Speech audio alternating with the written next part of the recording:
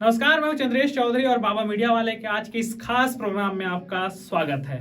आज का यह क्लास आपके लिए बहुत इंपॉर्टेंट साबित होने वाला है। क्योंकि हम आज की इस स्पेशल क्लास में बात करेंगे वेब जर्नलिज्म के बारे में। अब वेब जर्नलिज्म होता क्या है, थोड़ा सा एक ब्रीफ ले लेता हूं मैं। सन 1995 में भारत में इंटरनेट आया। इंटरनेट आने के बाद ईमेल आए, तकनीकी रूप से भारत विकसित हुआ। इसके बाद 2005 में कुछ वेब पोर्टल्स खुले। सबसे पहला नाम आता है वेब दुनिया का। इसके बाद धीरे धीरे धीरे करके वेब जर्नलिज्म की शुरुआत होते गई। ये छोटा सा इंट्रो था, लेकिन इसके बाद मैं बता दूं कि जो आपके सिलेबस में है, मैं बात कर रहा हूं कुशाभाऊ ठाकरे पत्रकारिता विश्वविद्यालय के बीएससी थर्ड सेमेस्टर का सिलेबस है, जो जर्नलिज्म फॉर इलेक्ट्रॉनिक मीडिया है। इसी का 5th यूनिट की हम लोग बात कर रहे हैं, वेब जर्नलिज्म। पहला टॉपिक है कैरेक्टरिस्टिक्स ऑफ ऑनलाइन मीडिया। देख लीजिए, बात करना है आपको characteristics of online media. Online media के मतलब और मायने आप लोग बखूबी जानते होंगे, मुझे लग रहा है। तो सीधा बात करते हैं। सबसे पहली बात है इंटरेक्टिव। अब ऑनलाइन मीडिया कैसे इंटरेक्टिव होगा, इसका मतलब क्या होता है, इसको तोड़ दीजिए। इंटरेक्टिव को क्या होता है इसका मतलब, ऑनलाइन जुड़े हैं वो लोग बताएंगे। इंटरेक्टिव का मतलब होगा कि वो आपको आसान, आकर्षक हो, आपके लिए जितना जल्दी से जल्दी आकर्षित कर सके, जैसा वो समाचार है। जैसा आप लोग दैनिक भास्कर के ऐप में देखते होंगे, कोई वेबसाइट्स में देखते होंगे, आजकल आपके व्हाट्सएप में लिंक्स आते हैं, तो उसमें रहता है कि जाने क्या से क्या हुआ, जाने किन्हें क्या मिला, आपको आकर्षित करता है। उसकी भाषा आपको आकर्षित करती है, उसके लेखन के तरीके आपको आकर्षित करता है। तो यही इंटरेक्टिव है कि आपका ऑनलाइन मीडिया कैसे किसी खबर को, कैसे किसी जानकारी को लोगों तक आसानी से आकर्षक तरीके से पहुंचा रहा है। क्लियर है? किसी कोई समस्या इसमें? इंटरेक्टिव मतलब कि कैसे वह आकर्षक तरीके से लोगों को समाचार परोस रहा है, समाचार लोगों तक प्रसारित कर रहा है। आप एग्जाम्पल देखेंगे किसी वेबसाइट में, तो देखना, जैसे मान लीजिए कि एग्जाम्पल लेते हैं कि जाने मुख्यमंत्री भूपेश बघेल ने 26 जनवरी के दिन क्या क्या घोषणाएं की। ये रहे 13 नई घोषणाएं, जाने, ऐसा रहता है ना। इसके अलावा जब आप अंदर पढ़ेंगे भी, तो वो खबर आसानी से लिखा रहेगा और आकर्षक तरीके से लिखा रहेगा। क्लियर है? कोई समस्या? ओके, कोई दिक्कत नहीं ना? और बाकियों को कुछ जोड़ना हो जोड़ सकते हो।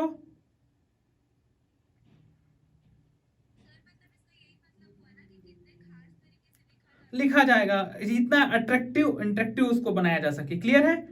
नेक्स्ट जो टॉपिक है आपका, वह है कन्वर्जेंट। कन्वर्जेंस लॉ एक आता है, आप लोग शायद आपके सिलेबस में नहीं होगा, नेक्स्ट ईयर में होगा, 4th सेमेस्टर में है ना, convergence law of media. Convergence मतलब क्या होता है, इसका मतलब आप समझ जाओगे तो ये फिर वेब जर्नलिज्म में कन्वर्जेंट का मतलब क्या होता है आसानी से जान सकते हो। कन्वर्जेंट मतलब जहां पर आपका टेक्स्ट लिखा होगा, वीडियो होगा, फोटो होगा और ऑडियो होगा। समझ में आया? मतलब आपको ऐसा प्लेटफॉर्म, ऐसा स्क्रीन जहां पे सब कुछ देखने को मिलेगा। अब वो कहां देखने को मिलेगा? आपको वेब पोर्टल या वेबसाइट या मोबाइल में ही देखने को मिलेगा। कैसे मिलेगा? उसमें टेक्स्ट में भी लिखा रहेगा सेम जानकारी वीडियो में भी रहेगा, सेम जानकारी ऑडियो में भी रहेगा और फोटो रहेगा। यानी सभी मीडियम को कन्वर्ज कर दिया गया। मास मीडिया के जितने मीडियम्स होते हैं, टीवी हो, रेडियो हो या फिर आपका न्यूज़पेपर हो, प्रिंट मीडिया हो, आप अगर वेब पोर्टल की बात करेंगे तो सभी चीजें आपको एक प्लेटफॉर्म पर देखने को मिलती है कि नहीं मिलती है? तो यही कन्वर्जेंट है। क्लियर हो गया?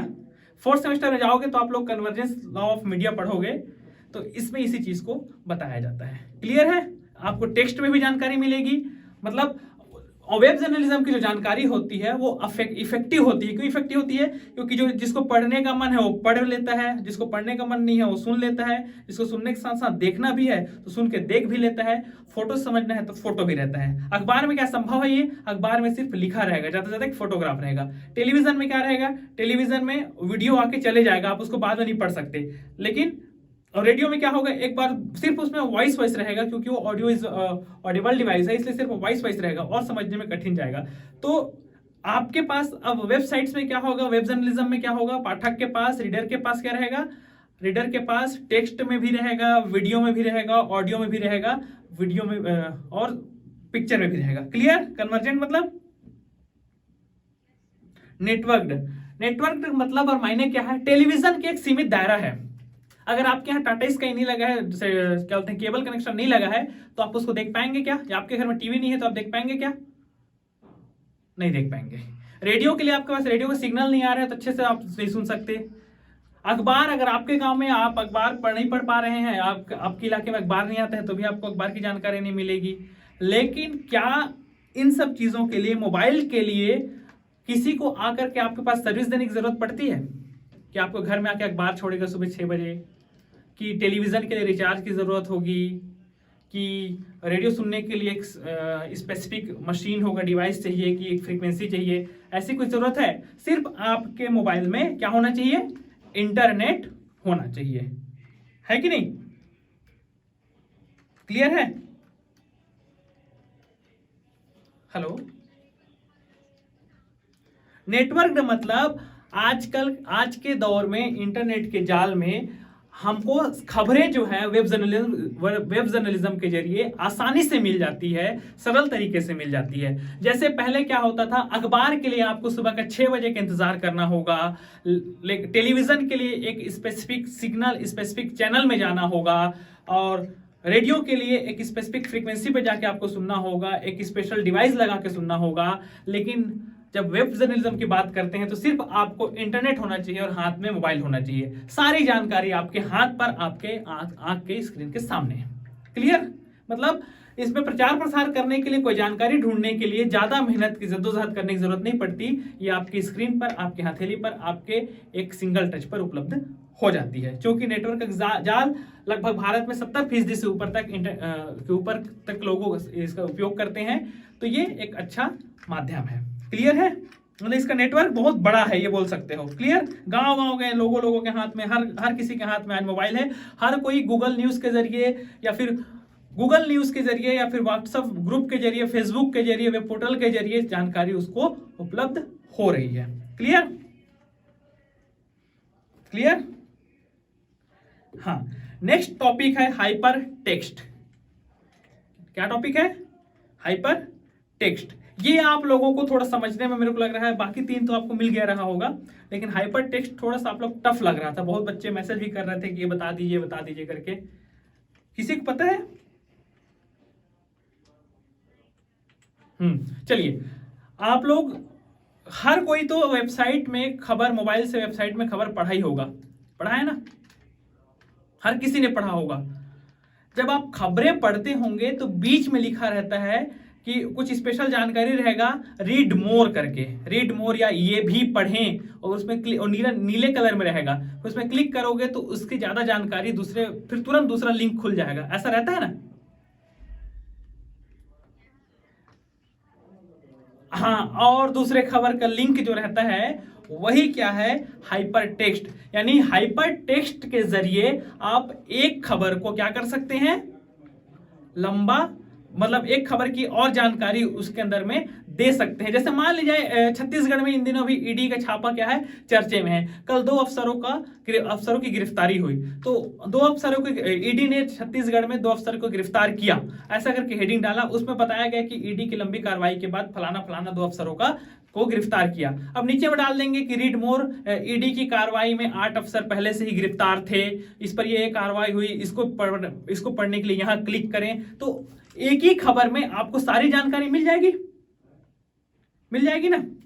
हाँ, इंटरेक्टिव में और जोड़ लीजिएगा। और कुछ पॉइंट्स क्या होगा, वेबसाइट में हमारे पास सीमा नहीं रहती, वर्ड कितना लिखना है वो आपको जितना समझा सके। जैसे अखबार में एक सीमित कुछ जगह रहेगा, इतने में ही आपको 2 कॉलम 4 कॉलम में भरना रहेगा। टेलीविजन में एक टाइम रहेगा, इतने टाइम में आप क्या कर सकते हैं?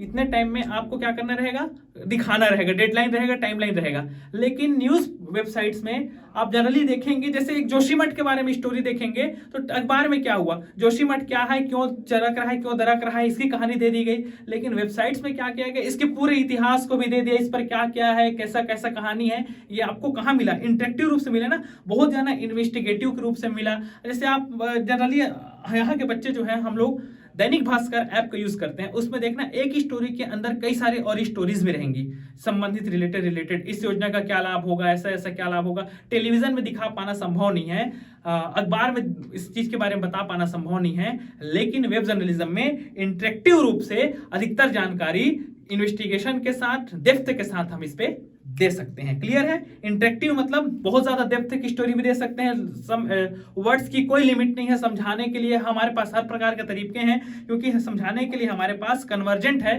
कन्वर्जेंट मतलब वीडियो है, ऑडियो है, फोटो है, इसके जरिए भी हम समझा सकते हैं। नेटवर्क इसलिए है क्योंकि इसका जो जाल है, इंटरनेट का जो जाल है, वो आज बहुत ज्यादा फैल चुका है। लगभग 70% लोगों तक इसकी पहुंच है और छत्तीसगढ़ में 50% से ऊपर लोगों तक इसकी पहुंच है। तो ये बहुत ज्यादा अच्छा चीज है ऑनलाइन मीडिया, इसके जरिए समाचार पहुंचाना। हाइपर टेक्स्ट का मतलब होता है कि किसी एक लिंक के जरिए दूसरे खबर पर, जैसे हम लोग पुराने अखबार में देखते होंगे खबर का असर, तो उसमें छोटा सा चिपका देते हैं कि इस खबर का असर हुआ। लेकिन आप अगर क्या बोलते हैं, वेबसाइट पे अगर खबर देखेंगे तो हमारी इस खबर का असर हुआ था, इसे पढ़ने के लिए यहां क्लिक करें, मतलब उस खबर की पूरी जानकारी आपको उस लिंक के जरिए पहुंचा देंगे। यानी हाइपर लिंक के जरिए आपको क्या होता है, वेब जर्नलिज्म में ऑनलाइन कंटेंट मिलता है। क्लियर है? कोई समस्या?